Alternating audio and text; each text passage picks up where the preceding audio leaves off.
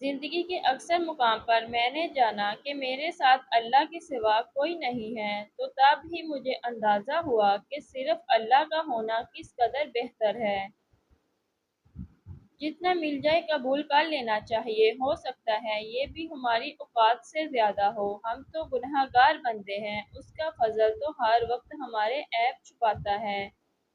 سب سے بڑا بدبودار اور منافق انسان وہ ہے جو آپ سے فائدہ بھی اٹھائے اور پھر آپ کی مخالفت بھی کرے۔ جب سورج غروب ہونے لگتا ہے تو چھوٹے آدمیوں کے سائے بھی بڑے ہو جاتے ہیں۔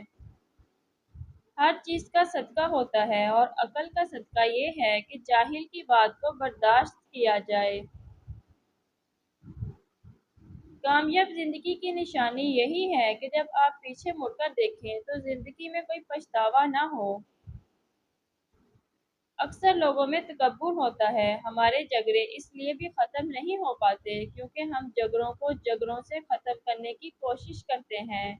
کوشش کیجیے اپنی آواز کو مدھم اور لہجے کو نرم کر سکیں۔ ہمارے بہت سے مسائل صرف اتنا کر لینے سے حل ہو سکتے ہیں۔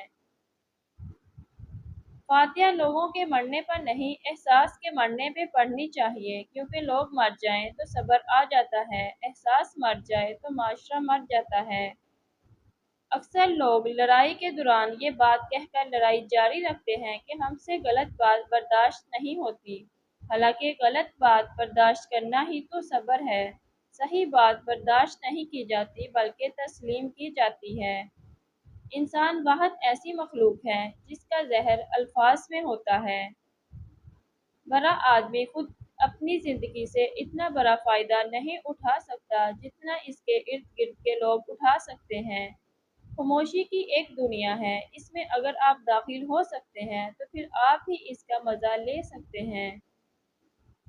میں نے اپنی زندگی میں چند باتیں سیکھیں۔ ماں باپ کے علاوہ کوئی وفادار نہیں، عزت صرف پیسے کی ہے، انسان کی نہیں۔ غریب کا کوئی دوست نہیں بنتا۔ انسان جس شخص کے لیے دل سے مخلص ہو وہ اس کو دکھ دیتا ہے۔ لوگ اچھی سیرت کی بجائے اچھی صورت کو ترجیح دیتے ہیں۔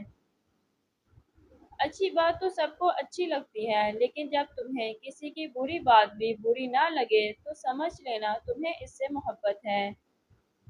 ٹھیک ہے کہ تم ایک گلاب نہیں بن سکتے، مگر اس کا یہ مطلب تو نہیں کہ تم ایک کانٹا بن جاؤ۔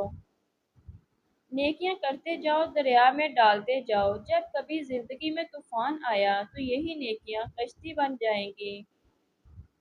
سچ بولنے کا شوق ہے تو اپنے بارے میں بولیں، دوسروں کی زندگی عذاب مت بنائیں۔ زندگی میں ہمیشہ ان لوگوں کو چنا کریں جن کو عزت دینے پر وہ خود سے بڑھ کر آپ کو عزت دیں، یہی بہترین لوگوں کی نشانی ہے۔ بولنے میں جلد بازی مت کریں، بولنے سے پہلے 1000 بار سوچیں اور بولنے کے بعد اس پر قائم رہیں، باکمال شخصیت بن جائیں گے۔ تمہارے رزق میں سے دوسروں کی ضروریات پوری ہو رہی ہیں تو تم بہت خوش نصیب ہو کہ اللہ تمہارے رزق کو پاک کر رہا ہے۔ جب کبھی سکون کی کمی محسوس کرو تو اللہ کے آگے توبہ کر لو، کیونکہ یہ ہمارے گناہ ہی تو ہیں جو ہمیں بے چین رکھتے ہیں۔ جب بول نہ پاؤ تو رب کے آگے رو لیا کرو، وہ سب جانتا ہے۔ جب تم کسی میں کوئی عیب دیکھو تو اسے اپنے اندر تلاش کرو، اگر اسے اپنے اندر پاؤ تو اسے نکال دو، یہی حقیقی تبلیغ ہے۔ جس نے سکھ میں شکر ادا کیا اس نے دکھ میں اپنے رب کو بہت قریب پایا۔ جو کسی کا برا نہیں چاہتے ان کے ساتھ کوئی برا نہیں کر سکتا، یہ میرے رب کا وعدہ ہے۔ تھوڑی دیر کی دوستی میں ہمیشہ خلوص ملتا ہے۔ انسان کا اصلی روپ کچھ عرصے کے بعد سامنے آتا ہے۔